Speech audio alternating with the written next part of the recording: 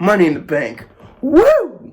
Well, Money in the Bank was a success, some could say, but it did have its ups and downs. But there is one thing that is true. It was the shortest pay-per-view in the last 14 years in WWE history. Welcome to Cosmat Wrestling, everybody. I'm Matt Carpio. And I'm Kyle Rotter. Sit back, relax, and let's get into the Money in the Bank pay-per-view.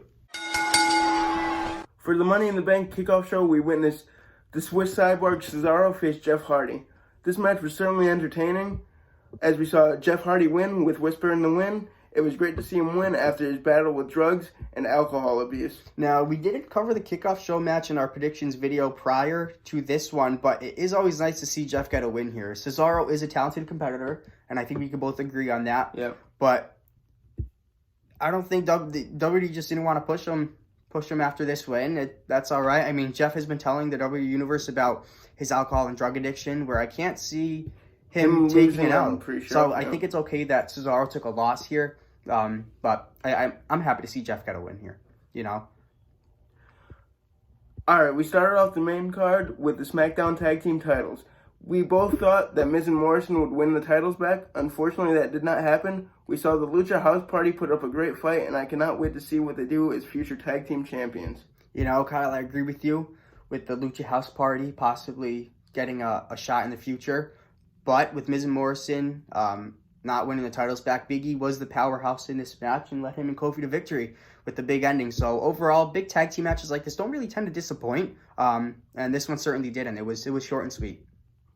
Talking about short and sweet, that's exactly what the next match was, with MVP and RTruth set to face off until Bobby Lashley came out and told MVP to take the night off. RTruth, the funny guy that he is, accidentally slapped Bobby Lashley in the face, which really upset Bobby Lashley and led him to spear RTruth for the win. Now, not long after Truth's squash match, Tamina and Bayley actually battled it out for a good while until Bayley really played with Tamina and splashed water right in her face, which upset Tamina. But of course, with Sasha right by her side interrupting the match, helping Bayley retain the women's championship via pinfall.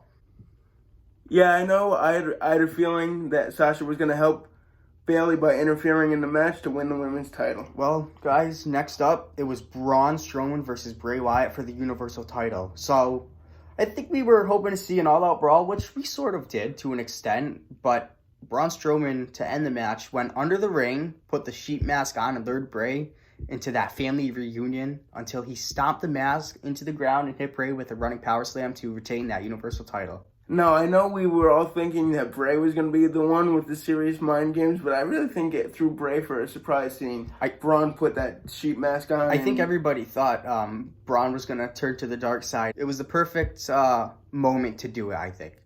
On a higher note, we were all thrown for a loop, witnessing the Monday Night Messiah's new theme music. You know, I think we both enjoyed that really well. It's something that really fits Seth rather than the Burn It Down theme song that he had. The Burn It Down is like something for his face character, and I think this new mysterious Messiah character that he has, it fits him really well. Seth hasn't had a match like this in a while. Him and Drew did put on a solid A- match. After a few DDT stomp reversals by Drew and a frog splash from Seth, and finally a Glasgow's Kiss from McIntyre to Rollins, finally hit him with that 1-2-3 to retain the championship. I think we're both happy that he can keep his title for as long as he desires and can agree with that.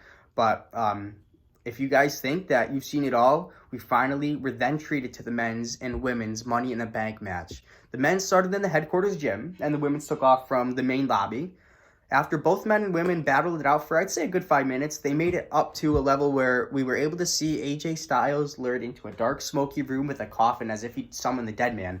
It was really well played out, and both men and women did end up fighting face-to-face until they met in a room with Paul Heyman sitting down, eating a bunch of food. So I think you guys know where it's going to take off from there with Otis going crazy with food. Started a food fight, and kind of him and I had a pretty intense stare down, which was funny to see for sure. It was madness, but throughout the match, we did get to see special appearances by Brother Love, Doink, Vince, and Stephanie McMahon.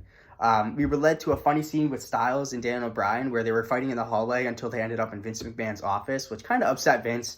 It was really funny, but as the stars did get closer to the top roof, Asuka and Baron got their way, both climbing up the ladder, thinking I think we kind of thought Asuka and Baron were both going to get this, but Asuka did grab that briefcase in just the nick of time. She slapped Bray off, Baron off to freaking knock him off so he didn't get it. So. You know, and that kind of pissed Baron off, but Rey Mysterio and Aleister Black made it to the top, and what was it?